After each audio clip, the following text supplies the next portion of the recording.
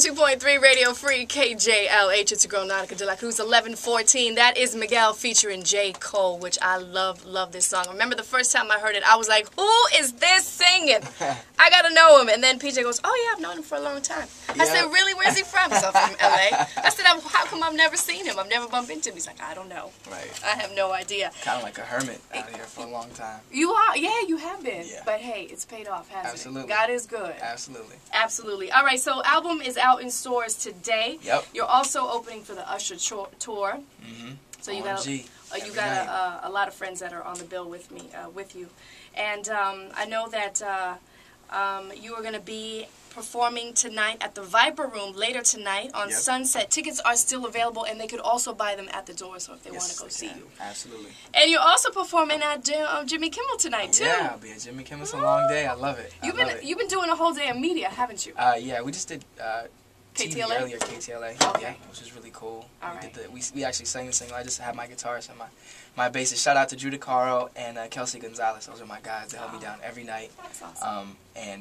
Yeah, we did a little kind of acoustic set kind of thing. It was really cool. That's how you kind of started when you were doing the tour with Mary J. Blige, very acoustic, and then you added the band after that. Right, absolutely. Yeah, I start with the guitar myself, and then they join in. Well, what I like about acoustic, too, is that you could actually see the artist's vocals, see what they're working with. Mm-hmm. You know, sometimes you listen to the album, and then you listen to them, and you're like, ay, Dios mío.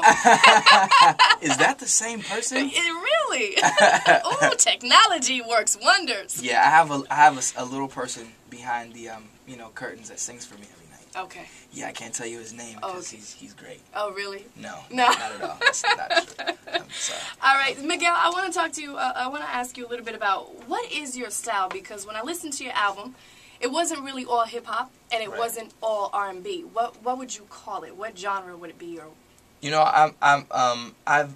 I'm pioneering a sound. It's a developing sound. I'm developing a sound, and the way I would describe it, or the word I would use to describe it, is eclectic. Okay. And the reason why I use that word is because there are nuances of classic and timeless music that I have a strong affinity for, from hip hop, classic rock, funk, soul, even electronic music, that I think are included in. And you had a chance to check the album out, and I think you'd agree that it's definitely different, but there are elements in there that are familiar, that you're familiar with, right. i.e., like I said, the hip hop, classic rock, funk, blah blah blah. And what makes it new and different is my unique style and delivery. That's very much about who I am. Okay. And even just down to the way I pronounce certain words is all very deliberate. Mm-hmm. And it's intended to separate myself from a lot of what is here and now. And I think that's how I would describe it. Eclectic. I like it. It's different. It's very different, and I love some of your songs. I highlighted some with the Sharpie. Of course, All I Want Is You. I really like Hard Way, Teach Me. No, Teach Me. I'll skip that one. Hero, Vixen. I love it. It's a little nasty, but it's good. To the Moon, and I finally understood after I heard about 4 times the song called My Peace. Right.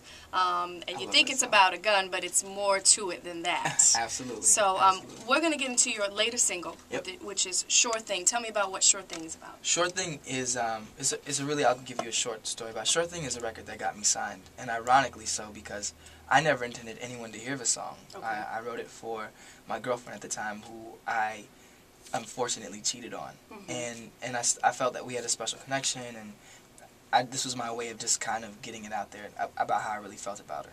And this is before I told her that I cheated on her. But it made it to the ears of Mark Pitts over at By Storm Jive, and he signed me. And it got a lot of attention on MySpace as well. So here it is. Okay.